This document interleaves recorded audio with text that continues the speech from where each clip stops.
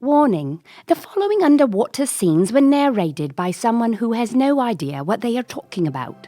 Water. It covers a lot of the earth. How much? A lot. Rivers, oceans, lakes, bathtubs. Water is everywhere. But what about all the animals that call water home? How do they live? How do they eat? We'll find out today on another episode of Animals Eating Underwater. Our first creature is the vacuum face hippopotamus fish. As you can see, they eat grass while trying to vacuum the sea floor. But don't worry, there will be no crumbs left over with our next underwater animal. The grumpy McGrumpersome get off my lawn old man fish. Don't get too close or you may just become dinner. A close relative to the grumpy McGrumpersome fish, and that also has an incredibly unique eating style, is the Brandon. Notice he keeps the sandwich fresh. Scientists are still debating on how this prehistoric creature collects all of the different ingredients from all over the world for a single meal. One theory is... Will you please?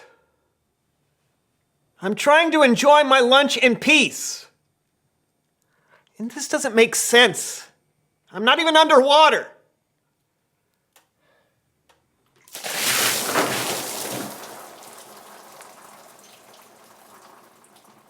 Even though the bread is soaked, this odd creature still finds way to eat his meal in peace.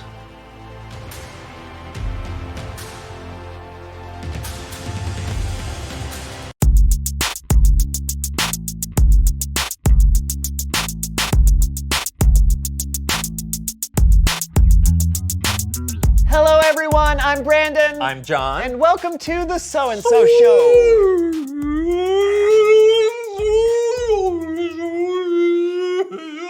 What is that? It's like a whale sound.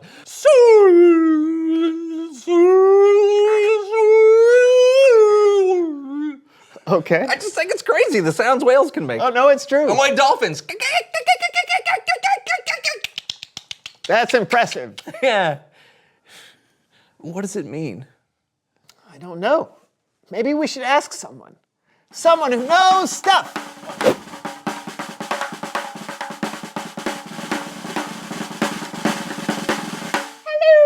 Well, hello. Come in, come in. I'll just swim on over to ya. Whoosh, whoosh, whoosh. Well, you can dock yourself right here. Thank you so much. Thank you for being on the show. Can you tell our viewers who you are and what you know? Oh, certainly. My name is Janet Crusto, and I'm a cetologist. I study whales.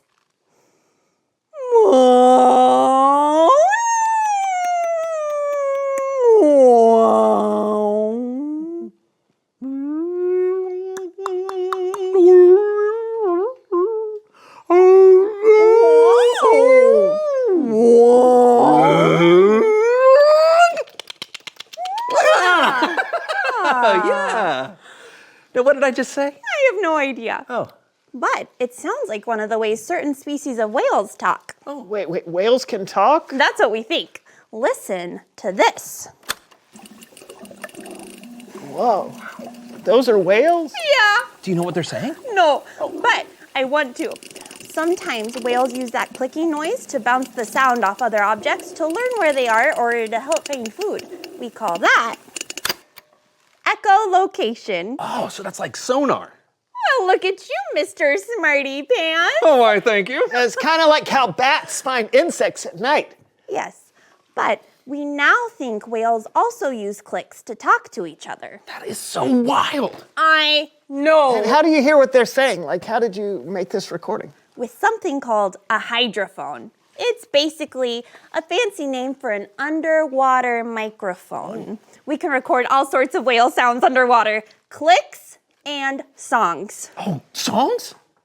Oh, a music fan, are ya? Yeah. Well, listen to this.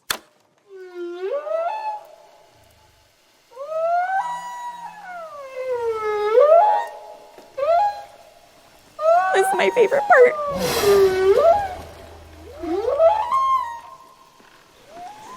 I could listen to this all day, but I won't.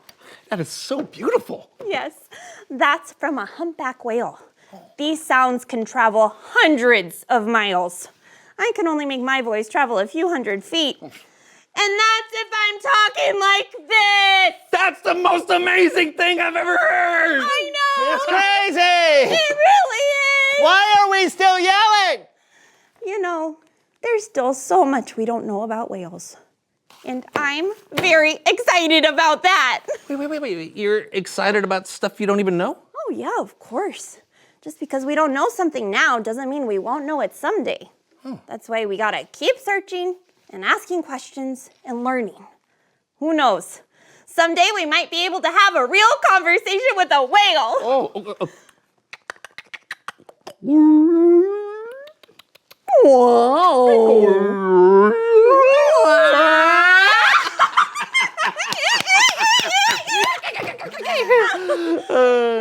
You have no idea what you just said, do you? No. Okay.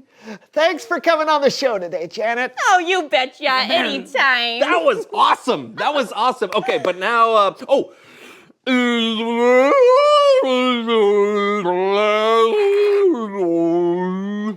It's Bible story time with Kellen.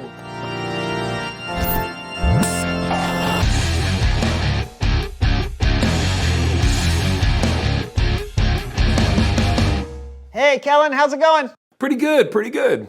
You got a story for us today? Do I love a cheese omelet for breakfast with a side of fresh fruit? Yes. I sure do. Well, then take it away.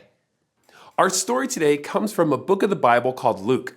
Luke is one of 4 Gospels, the first 4 books of the New Testament, where we learn the good news about Jesus. When Jesus was just 12 years old, he went to Jerusalem, a crowded city brimming with travelers from miles around. What would happen if a 12-year-old boy had to navigate this teeming metropolis all alone? I guess we're about to find out. You're about to find out when we go behind the Bible.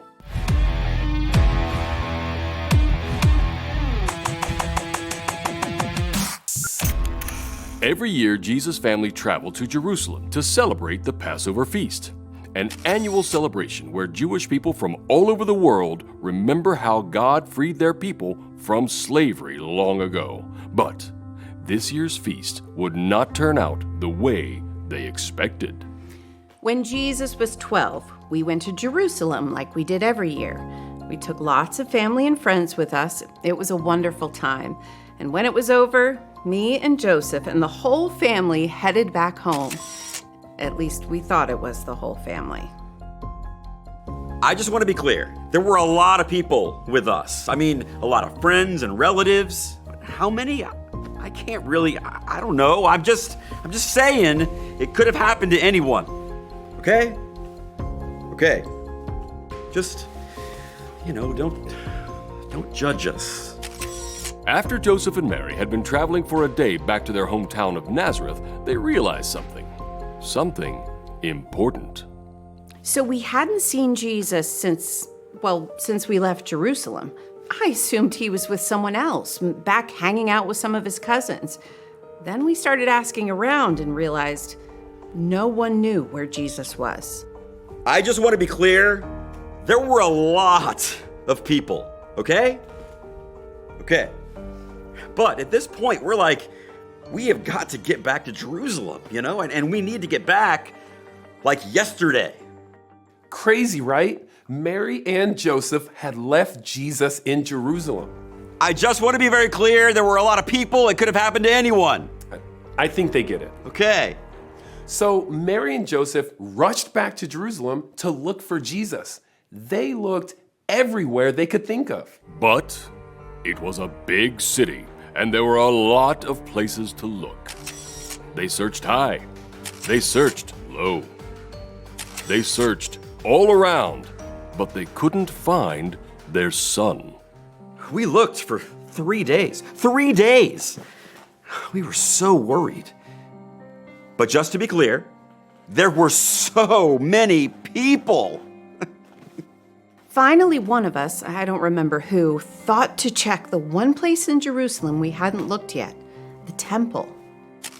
The temple was a holy place where people could go to worship and honor God. Would Mary and Joseph find their son there? Oh my! If you could have seen the look on their faces when they came into the temple courtyard. They were worried sick, of course. I mean, who wouldn't be? But their son, Jesus, he was just sitting with us and talking and asking questions like it was no big deal. Oh, my heart jumped through my chest. I was overjoyed. I was exhausted and I was a little angry. But Jesus seemed completely calm, just talking to the priests. No one would have thought that Jesus, a 12-year-old boy, would want to spend his time at the temple talking to the priests. But that's what Jesus did, and the priests were very impressed.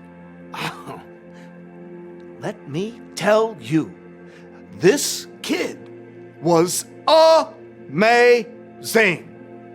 Never, ever have I seen anyone like him.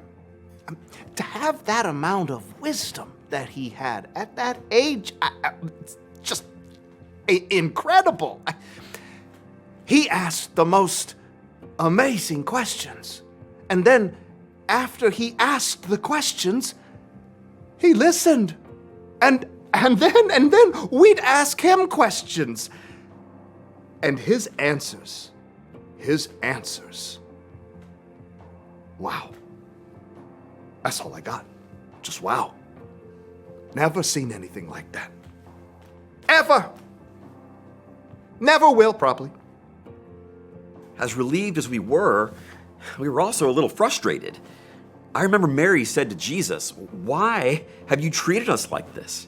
Your father and I have been worried about you. We've been looking for you everywhere." And then Jesus said something I'll never forget. He said, "Why were you looking for me? Didn't you know I had to be in my Father's house?" We weren't really sure what he meant by that, but I think about it all the time. I really do. Mary and Joseph returned back to Nazareth with Jesus, a family reunited once again. But their story was far from over. We'll have more next time when we once again go behind the Bible. Back to you, Kellen. Thanks. Even at 12 years old, Jesus knew how important it was to learn new things. While his parents were searching for him, Jesus was in the temple searching for wisdom, asking questions, and listening. And he kept learning as he kept growing. Luke went on to write that Jesus became wiser and stronger. He also became more and more pleasing to God and to people. The end. Great story. It's fun to see what Jesus was like when he was younger. Yeah, sometimes we forget that Jesus was a kid. In fact, this is one of the only stories that we have of Jesus when he was young. Yeah, and he was already so wise. Yep, but he kept growing in wisdom. Jesus was a great example for us. We can grow wiser like he did when we choose to listen and ask questions. There's always more out there to learn. Absolutely. Thanks, Kellen. Hey, my pleasure. I'll see you fellas next time. You know, one time I got separated from my parents at a shoe store. Yeah, but the only wisdom I got was that the manager doesn't really like it when you climb on top of the shoe shelves. You did what? I was trying to see my parents, Brandon. Oh, yeah. And then I fell into a big vat of old socks. Reveal the question.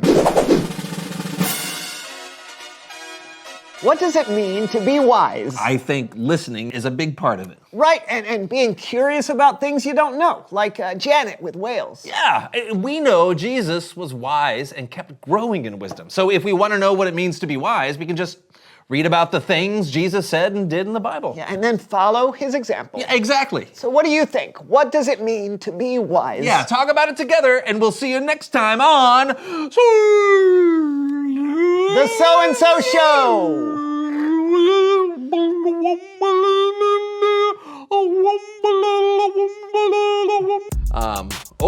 How about an eel? And this is what an eel says. Ready?